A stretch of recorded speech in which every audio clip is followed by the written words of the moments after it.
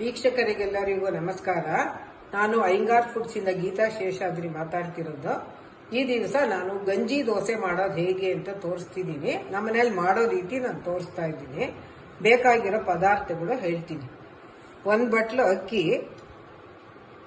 ಅದರಲ್ಲಿ ಕಾಲ್ ಭಾಗ ಬಟ್ಲು ಅವಲಕ್ಕಿ, ಒಂದು 2 ಸ್ಪೂನ್ ಅಷ್ಟು ಉದ್ದಿನ ಬೇಳೆ, 1 ಟೇಬಲ್ ಸ್ಪೂನ್ ಅಷ್ಟು ಮೆಂತ್ಯ.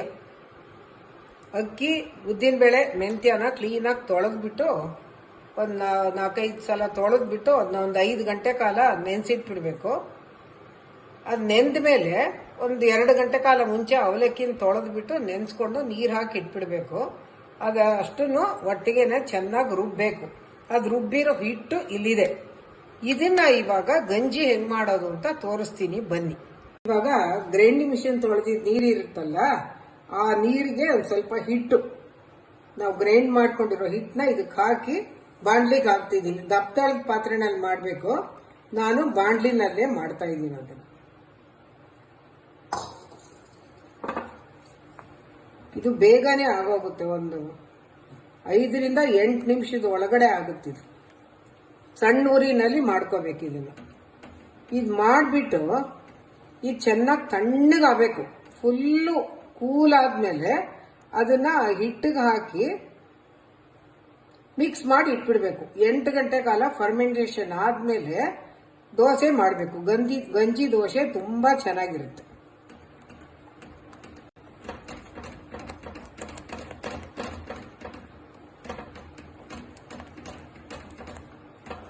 ಆಯ್ತು ನೋಡಿ, ಫುಲ್ ರೆಡಿ ಆಯ್ತು. ಇದು ಪೂರ್ತಿ ಕೂಲ್ ಆಗಬೇಕು. ಇವಾಗ ಸ್ಟವ್ ಆಫ್ ಮಾಡಿದ್ದೀನಿ. ಬಾಂಡ್ಲಿನಲ್ಲಿ ಮಾಡಿದ್ರೆ ಸೀಯಲ್ಲ. ಸ್ಟೀಲ್ ಪಾತ್ರೆಲಾದ್ರೆ ತಳ ದಪ್ಪಕ್ಕಿಲ್ಲದೆ ಇದ್ರೆ ಸೀದೋಗುತ್ತೆ. ಗಂಜಿನ ಗಟ್ಟಿಯಾಗಿ ಮಾಡಿದ್ನಲ್ಲ, ಪೇಸ್ಟ್ ತರ ಆಗಿದೆ ಅದು. ಅದನ್ನ ದೋಸೆ ಹಿಟ್ಟಾಗಿದೆ. ಅದಕ್ಕೆ ಇದನ್ನ ಹಾಕಿ ಕೈನಲ್ಲೇ ಮಿಕ್ಸ್ ಮಾಡಬೇಕು.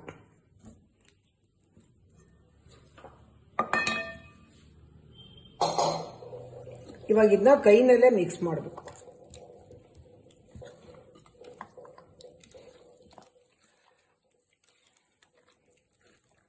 ಬೇಕಂದ್ರೆ ಒಂದು ಸ್ವಲ್ಪ ನೀರು ಹಾಕೋಬಹುದು. ಸ್ವಲ್ಪ ದೋಸೆ ಇಟ್ಟು ಸ್ವಲ್ಪ ಗಟ್ಟಿಗೆ ಇರಬೇಕು. ಇದನ್ನ ದೋಸೆ ಹಾಕ್ಬೇಕಾದ್ರೆ ಸ್ವಲ್ಪ ಮಂದಕ್ಕೆ ಹಾಕ್ಬೇಕಲ್ಲ, ಅದಕ್ಕೋಸ್ಕರ ಈ ತರ ಕೈನಲ್ಲಿ ಕ್ಲೀನಾಗಿ ಮಿಕ್ಸ್ ಮಾಡಬಹುದು. ಸೌಟಲ್ಲೆಲ್ಲ ಈ ತರ ಮಾಡಕ್ ಆಗಲ್ಲ. ದೋಸೆ ಹಾಕುವಾಗ ಇದನ್ನ 8 ಗಂಟೆ ಕಾಲಕ್ಕೆ ಫರ್ಮೆಂಟೇಷನ್ ಬಿಟ್ಬಿಡೋಣ. ಇದನ್ನ ದೋಸೆ ಮಾಡುವಾಗ ಇದಕ್ಕೆ ಎಷ್ಟು ಬೇಕೋ ಅಷ್ಟು ಉಪ್ಪು ಹಾಕೊಂಡು 1 ಸ್ಪೂನ್, ಒಂದು ಮುಕ್ಕಾಲು ಸ್ಪೂನ್ ಅಷ್ಟು ಸಕ್ಕರೆ ಹಾಕಿ ಮಿಕ್ಸ್ ಮಾಡಿಬಿಟ್ಟು ದೋಸೆ ಹಾಕಿದ್ರೆ ಚೆನ್ನಾಗಿ ಬರುತ್ತೆ. ನೋಡಿ ವೀಕ್ಷಕರೇ, 8 ಅವರ್ಸ್ ಆಗಿದೆ. ಚೆನ್ನಾಗಿ ಫರ್ಮೆಂಟೇಷನ್ ಆಗಿದೆ. ನೋಡಿ, ಕಾಣ್ತಾ ಇದೆ ನೋಡಿ ಎಷ್ಟು ಚೆನ್ನಾಗಿ ಬರ್ತಿದೆ ನೋಡಿ. ದೋಸೆ ಇವಾಗ ಹಾಕಿದ್ರೆ ಚೆನ್ನಾಗಿ ಬರುತ್ತೆ. ಇವಾಗ ಒಂದು ಸ್ವಲ್ಪ ಉಪ್ಪು ಸೇರಿಸ್ತಿದ್ದೀನಿ, ಅದಕ್ಕೆ ಬೇಕಾಗಿರುವಷ್ಟು. ಒಂದು ಸ್ವಲ್ಪ ಸಕ್ಕರೆ,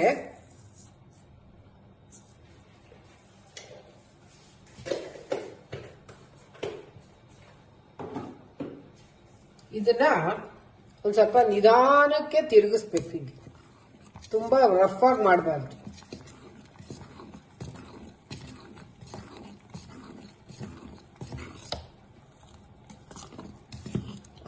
ಇವಾಗ ದೋಸೆ ಹಾಕೋಣ, ಬನ್ನಿ. ನೋಡಿ, ಇವಾಗ ಹಾಕ್ತಾ ಇದ್ದೀನಿ.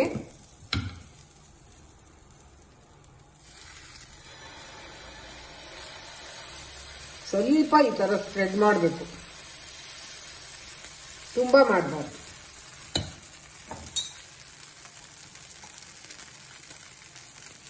ಒಂಚೂರು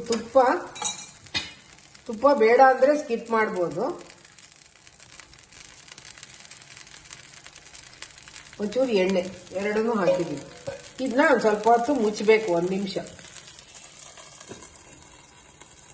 ಇವಾಗ ತೆಗಿತಾ ಇದ್ದೀನಿ ಮುಚ್ಚಿರೋದನ್ನ.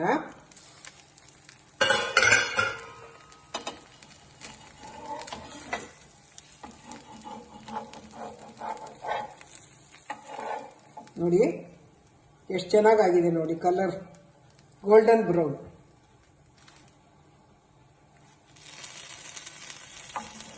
ಸುಮ್ಮನೆ 1 ಸೆಕೆಂಡ್ ಈ ತರ ತಿರುಗಿಸ್ಬೇಕು, ತುಂಬಾ ಹೊತ್ತು ತಿರುಗಿಸ್ಬಾರ್ದು.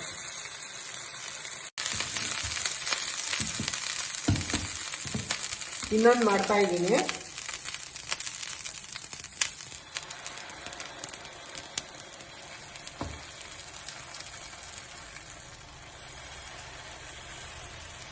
ಸ್ವಲ್ಪ ಸ್ಪ್ರೆಡ್ ಮಾಡಿದ್ರೆ ಸಾಕು. ಸ್ವಲ್ಪ ತುಪ್ಪ ನೋಡಿ, ಎಷ್ಟು ಚೆನ್ನಾಗಿ ಹೋಲ್ಸ್ ಎಲ್ಲ ಬಿಟ್ಕೊಂಡು ತುಂಬಾ ಚೆನ್ನಾಗಿದೆ, ಗಮ್ ಅಂತ ಇದೆ. ಮೆಂತ್ಯದ ವಾಸನೆ ಸ್ವಲ್ಪ ಹಾಕಿದ್ರು ಘಮ ಘಮ ಅಂತ ಇದೆ. ಇವಾಗ ಇದಕ್ಕೆ ಮುಚ್ತೀವಿ.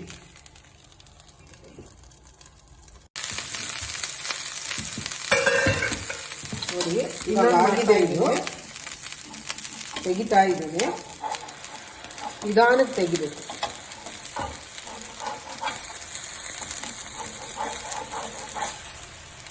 ಸ್ವಲ್ಪ ಸ್ಪ್ರೆಡ್ ಮಾಡಿದ್ರೆ ಸಾಕು.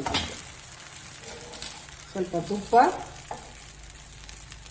ನೋಡಿ, ಎಷ್ಟು ಚೆನ್ನಾಗಿ ಹೋಲ್ಸ್ ಎಲ್ಲ ಬಿಟ್ಕೊಂಡು ತುಂಬಾ ಚೆನ್ನಾಗಿದೆ, ಗಮ್ ಅಂತ ಇದೆ. ಆಗಿದೆ ಇದು. ಸ್ವಲ್ಪ ಹಾಕಿದ್ರು ಘಮ ಘಮ ಅಂತ ತೆಗಿತಾ ಇದ್ದೇನೆ. ನಿಧಾನಕ್ಕೆ ತೆಗಿಬೇಕು. ಇವಾಗ ಇದಕ್ಕೆ ಮುಚ್ತೀವಿ.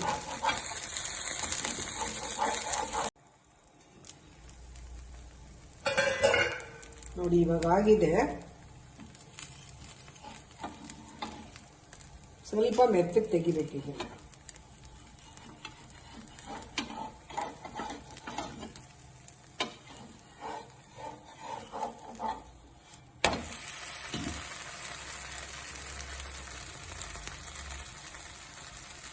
ತುಪ್ಪನೇ ಹಾಕದೆ ಇನ್ನೊಂದ್ಸಲ.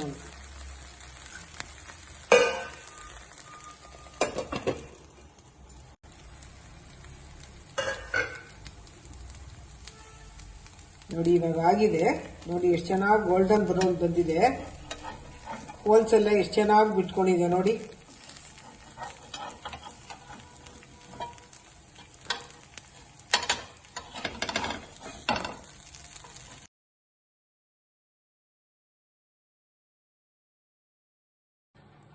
ವೀಕ್ಷಕರಿಗೆಲ್ಲರಿಗೂ ನಮಸ್ಕಾರ. ನಾನು ಅಯ್ಯಂಗಾರ್ ಫುಡ್ಸ್ ಇಂದ ಗೀತಾ ಶೇಷಾದ್ರಿ ಮಾಡ್ತಿರೋದು. ಈ ದಿವಸ ನಾನು ಕಿತ್ಲೆ ಹಣ್ಣಿನ ಸಿಪ್ಪೆನಲ್ಲಿ ಚಟ್ನಿ ಮಾಡೋದು ತೋರಿಸ್ತಾ ಇದ್ದೀನಿ. ಅದಕ್ಕೆ ಬೇಕಾಗಿರೋ ಪದಾರ್ಥಗಳನ್ನ ತೋರಿಸ್ತೀನಿ ಬನ್ನಿ. ಕಿತ್ಲೆ ಹಣ್ಣಿನ ಸಿಪ್ಪೆ ಒಂದು 3 ಸಣ್ಣ ಸಣ್ಣ ಒಂದಿಷ್ಟಪ್ಪ ಕಿತ್ಲೆ ಹಣ್ಣು ಇರುತ್ತಲ್ಲ, ಅದ್ರದ್ದು 3 ಹಣ್ಣಿನ ಸಿಪ್ಪೆ ತೆಗೆದಿಟ್ಕೊಂಡಿದ್ದೀನಿ. 1 ಬಟ್ಲು ಕೊಬ್ಬರಿ, 1 ಟೇಬಲ್ ಸ್ಪೂನ್ ಜೀರಿಗೆ, 1 ಟೇಬಲ್ ಸ್ಪೂನ್ ಕಡಲೆಬೇಳೆ, 1 ಟೇಬಲ್ ಸ್ಪೂನ್ ಉದ್ದಿನಬೇಳೆ, ಒಂದು 6 ರಿಂದ 8 ಬ್ಯಾಡಗಿ ಮೆಣಸಿನಕಾಯಿ, ಒಂದು ಅರ್ಧ ಟೀ ಸ್ಪೂನು ಮೆಂತ್ಯ, ಸ್ವಲ್ಪ ಇಂಗು, ಸಾಸಿವೆ, ಕರಿಬೇವಿನ ಸೊಪ್ಪು, ಉಪ್ಪು, ರುಚಿಗೆ ತಕ್ಕಷ್ಟು, ಬೆಲ್ಲ, ಅರಿಶಿನ, ಇದು ಎಣ್ಣೆ, ಹುರ್ಕೊಳ್ಳೋಕ್ಕೆ ಬಾಡಿಸ್ಕೊಳ್ಳೋಕ್ಕೆ ಎಣ್ಣೆ ಇದು. ಇವಾಗ ಮಾಡೋದನ್ನ ತೋರಿಸ್ತೀನಿ ಬನ್ನಿ. ಎಣ್ಣೆ ಹಾಕಿದ್ದೀನಿ, ಕಾದಿದೆ. ಸ್ವಲ್ಪ ಮೀಡಿಯಂ ಉರಿನಲ್ಲಿ ಇಟ್ಕೊಂಡು ಎಣ್ಣೆ ಕಾದ್ಮೇಲೆ ಕಡಲೆಬೇಳೆ ಉದ್ದಿನಬೇಳೆ ಹಾಕ್ತಾ ಇದ್ದೀನಿ.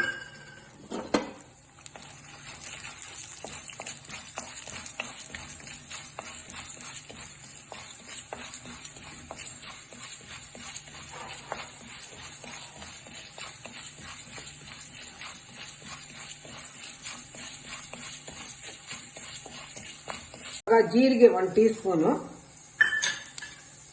ಒಂದು ಅರ್ಧ ಟೀ ಸ್ಪೂನು ಮೆಂತ್ಯ, ಮತ್ತೆ ಒಂದು ಸ್ವಲ್ಪ ಇಂಗು, ಹೋಟೆಲ್ ಸ್ಪೆಷಲ್ ಇಂಗು ತಗೊಂಡಿದ್ದೀನಿ, ಮತ್ತೆ ಬ್ಯಾಡಗಿ ಮೆಣಸಿನಕಾಯಿ, ಆಮೇಲೆ ಕರಿಬೇವಿನ ಸೊಪ್ಪು.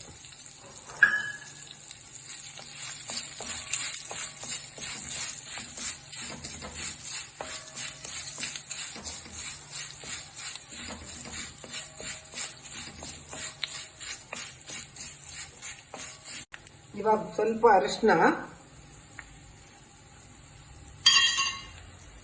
ಇವಾಗ 1 ಬಟ್ಲು ಕೊಬ್ಬರಿ ಹಾಕ್ತಾ ಇದ್ದೀನಿ. ಇದಕ್ಕೆ ತೆಂಗಿನಕಾಯಿ ಹಾಕ್ಬಾರ್ದು, ಇದು ಒಣ ಕೊಬ್ಬರಿ ಹಾಕಿರೋದು ನಾನು 1 ಬಟ್ಲು.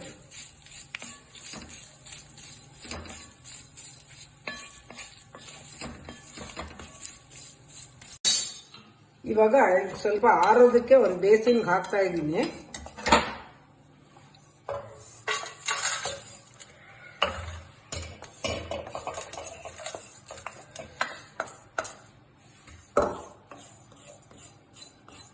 ಇವಾಗ ಒಂದು ಸ್ವಲ್ಪ ತುಪ್ಪ, 1 ಟೀ ಸ್ಪೂನ್ ತುಪ್ಪ, ಒಂದು ಸ್ವಲ್ಪ ಎಣ್ಣೆ, 1 ಟೀ ಸ್ಪೂನ್ ಎಣ್ಣೆ ಎರಡು ಹಾಕೊಂಡು ಈ ಕಿತ್ಲೆ ಹಣ್ಣಿನ ಸಿಪ್ಪೆನ ಸಪರೇಟಾಗಿ ಹುರಿಬೇಕು.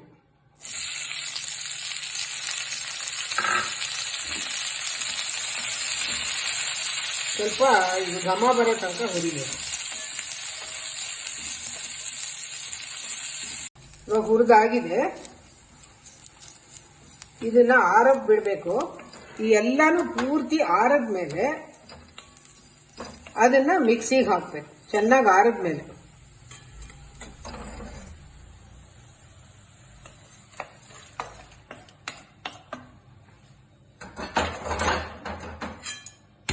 ಹುಣಸೆ ಹಣ್ಣು ನೆನೆಸಿಟ್ಟಿದೆ ವೀಕ್ಷಕರೇ, ಮರ್ತೋಗಿತ್ತು, ಸಾರಿ. ಸ್ವಲ್ಪ ಹುಣಸೆ ಹಣ್ಣು ಇದಕ್ಕೆ ಹಾಕ್ತೀನಿ ಇವಾಗ. ಅಂದ್ರೆ ಇದು ಕುದ್ದಿರೋ ನೀರಲ್ಲಿ ಹಾಕಿದ್ದೀನಿ. ರುಚಿಗೆ ತಕ್ಕಷ್ಟು ಉಪ್ಪು ಮತ್ತೆ ಬೆಲ್ಲ. ಇದನ್ನ ಕಿತ್ಲೆ ಹಣ್ಣಿನ ಸಿಪ್ಪೆನ ತುಪ್ಪದಲ್ಲಿ ಹುರಿಯೋ ಉದ್ದೇಶ ಏನು ಅಂದ್ರೆ ಅದರಲ್ಲೋ ಕಹಿ ಅಂಶ ಹೋಗ್ಲಿ ಅಂತ ತುಪ್ಪ ಹಾಕಿ ಹುರಿಯೋದು. ಸ್ವಲ್ಪ ತುಪ್ಪ, ಒಂದ್ ಸ್ವಲ್ಪ ಎಣ್ಣೆ, ಎರಡನ್ನೂ ಹಾಕಿ ಸ್ವಲ್ಪ ಬೆಲ್ಲ ಹಾಕ್ತಾ ಇದ್ದೀನಿ. ಇವಾಗ ಈ ಮಿಶ್ರಣ ಎಲ್ಲ ಪೂರ್ತಿ ಆರ್ಬೇಕು. ಇವಾಗ ಇದನ್ನ ಮಿಕ್ಸಿ ಜಾರ್ಗೆ ಹಾಕ್ತಾ ಇದ್ದೀನಿ. ಎಲ್ಲಾನು ತಣ್ಣಗಾಗಿದೆ.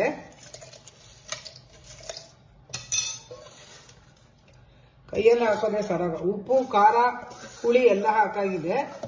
ಇವಾಗ ಹುಣಸೆ ಹಣ್ಣು ನೀರಿತ್ತಲ್ಲ,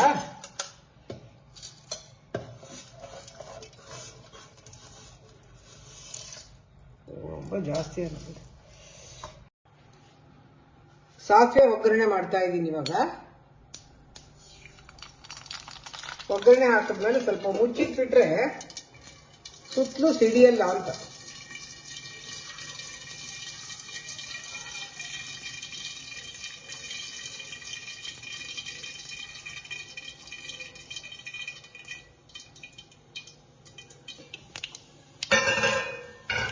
ಇವಾಗ ಈ ಚಟ್ನಿ ಮಾಡ್ಕೊಂಡಿದೀವಲ್ಲ, ಇದನ್ನ ಹಾಕಿ ಇದರಲ್ಲಿ ಬಾಡಿಸ್ಬೇಕು.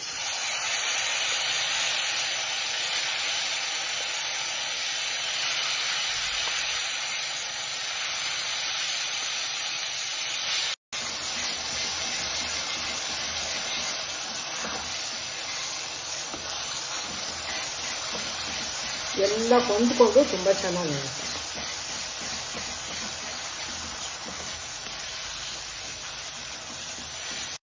ಇವಾಗ ಆಗಿದೆ ಪೂರ್ತಿ ಚಟ್ನಿ. ಕಿತ್ಲೆ ಹಣ್ಣಿನ ಸಿಪ್ಪೆದು ಘಮ ತುಂಬಾ ಚೆನ್ನಾಗಿ ಬರ್ತಾ ಇದೆ. ಇದನ್ನ ನೀವು ಮಾಡಿ, ಬಹಳ ಚೆನ್ನಾಗಿರುತ್ತೆ. ಇದನ್ನ ದೋಸೆ, ಚಪಾತಿ, ಇಡ್ಲಿ, ರೊಟ್ಟಿ, ಪೂರಿ ಎಲ್ಲದಕ್ಕೂ ನೆಂಚ್ಕೋಬಹುದು. ಅನ್ನಕ್ಕೆ ಕಲ್ಸ್ಕೊಂಡು ತಿನ್ನೋದಕ್ಕೂ ಬಹಳ ಚೆನ್ನಾಗಿರುತ್ತೆ. ಇದು ಲಂಚ್ ಬಾಕ್ಸ್ಗೂ ಚಪಾತಿ, ದೋಸೆ, ಇಡ್ಲಿ ಎಲ್ಲದಕ್ಕೂ ತಗೊಂಡು ಹೋಗ್ಬೋದು. ಚೆನ್ನಾಗಿರುತ್ತೆ. ದಯವಿಟ್ಟು ವಿಡಿಯೋನ ಸ್ಕಿಪ್ ಮಾಡದೆ ನೋಡಿ, ಶೇರ್ ಮಾಡಿ, ಲೈಕ್ ಮಾಡಿ, ಮರೀದೆ ಸಬ್ಸ್ಕ್ರೈಬ್ ಮಾಡಿ. ದಯವಿಟ್ಟು ನಮ್ಮ ಚಾನಲ್ನ ಸಪೋರ್ಟ್ ಮಾಡಿ. ನೋಡಿ ವೀಕ್ಷಕರೇ, ಇವಾಗ ಚಟ್ನಿ ಒಂದ್ ಸ್ವಲ್ಪ ತುಪ್ಪದ ಜೊತೆ ನಾನು ಸರ್ವ್ ಮಾಡ್ತಾ ಇದ್ದೀನಿ. ಬಹಳ ಚೆನ್ನಾಗಿ ಬಂದಿದೆ. ನೀವು ಮಾಡಿ, ದಯವಿಟ್ಟು ಶೇರ್ ಮಾಡಿ, ಲೈಕ್ ಮಾಡಿ, ಮರೆಯದೇನೆ ಸಬ್ಸ್ಕ್ರೈಬ್ ಮಾಡಿ. ನೀವು ಮನೆಯಲ್ಲಿ ಈ ತರ ದೋಸೆ ಮಾಡಿ, ಬಹಳ ಚೆನ್ನಾಗಿರುತ್ತೆ. Thank you.